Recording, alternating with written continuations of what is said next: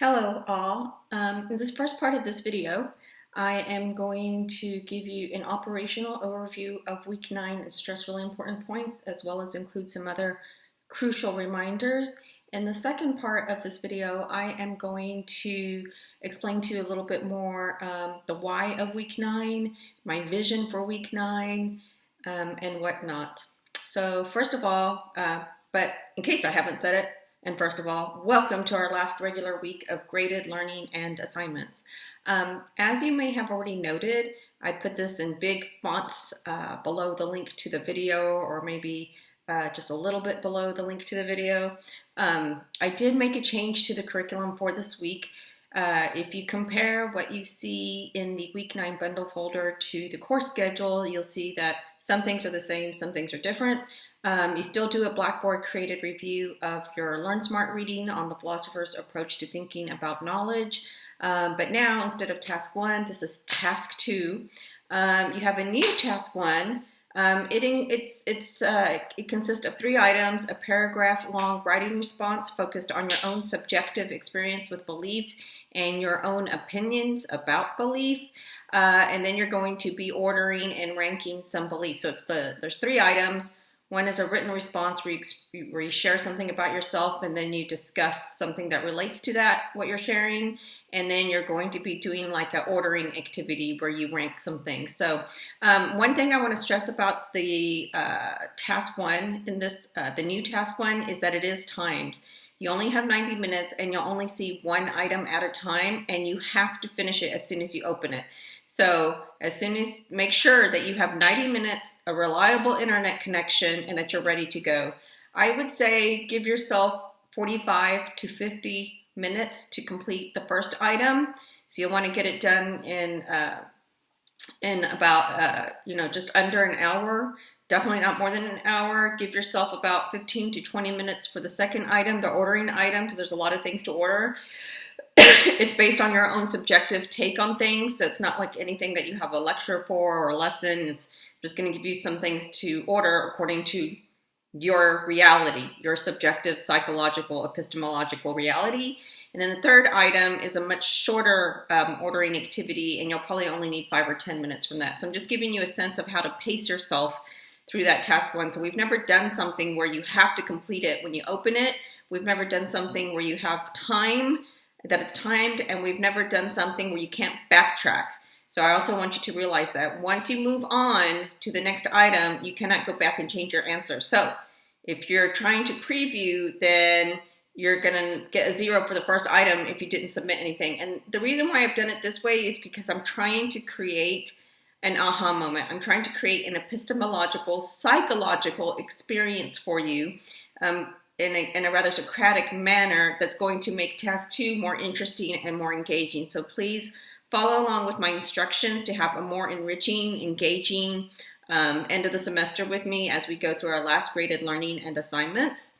As with week 8, each task 1 and task 2, each one does include a task wrapper that impacts your course grade in 3 ways. So remember, if you get a 90 or above, you get to keep all of your points for a given task. So for the task 1 wrapper, if you get a 90 on it, you keep all of your task 1 points. If you get an 80 to an 89, then you will retain 90% of your task 1 points, and so on. Remember that the task wrapper, if you don't do it, then it's going to be a major deduction on the week 10 assignment, like 5 points a deduction for each wrapper that you don't do. And then, of course, those 2 things overall could impact your final course grade. Remember that the week 10 assignment is 10% of your grade. Task 1 for week 9 is 7% of your grade. So make sure you take it very seriously. And then remember that the Blackboard created review with the review of theories that you learned and lectures and responses to the lectures, that is 10% of your grade. So this item is going to count more than any other Blackboard created review with lectures that you've done. So make sure you give yourself a lot of time to carefully and slowly work through this stuff. Keep in mind that you want to take really good notes, because you may very well have to refer to your notes from week 9 in doing the week 10 assignment. All right, so a special note is that the original assignment listed as task 2 in the course schedule is now extra credit. The thing is, the extra credit that I give, I don't just give like free points, so it is a challenging item. You get to earn the extra credit, and I will discuss it more. The thing that you need to know for right now is that you will want at least a couple of hours to attempt that extra credit, and you might want to decide whether or not you do it. But to get that opportunity, you have to complete the extra credit by the official deadline for week 9, meaning you have to complete it by Sunday noon. So by Sunday noon, let me just make sure I've got the right dates on my phone, or that I'm gonna give you the correct date. So that would be, I'm 48. Let me put on my reading glasses. So that would be Sunday, August 2nd. So if you're going to do the extra credit, you can get major points added back to weeks 8 and 9.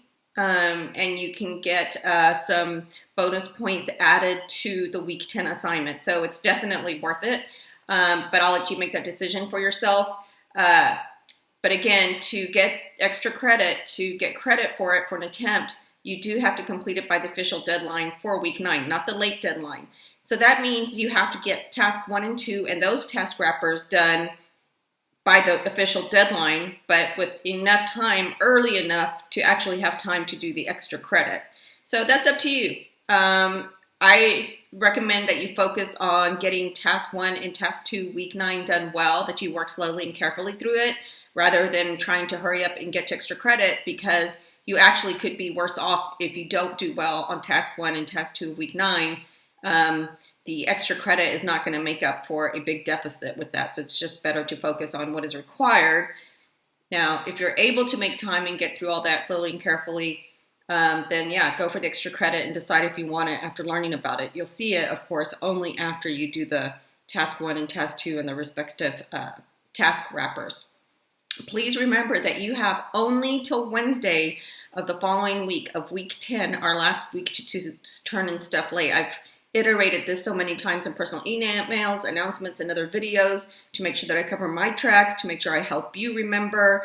But prior to week 9, you've always had a whole week to get something in late for full credit. Because of my need for grading and the fact that grades are due the Saturday of week 10, you will only have till Wednesday of week 10 noon to submit stuff late. If it's not submitted on time, it will become a permanent 0. Week 9 is worth, collectively with its task, more than any other week this semester. It's going to be worth 17%. That's almost 20% of your course grade. Okay, so now we're going to switch over to part 2 of this video, and that's to talk about the content, the why, my vision for week 9. I decided to make our exploration of how philosophers approach the study of knowledge more personal. This is the major reasoning for the curriculum changes that I've already noted.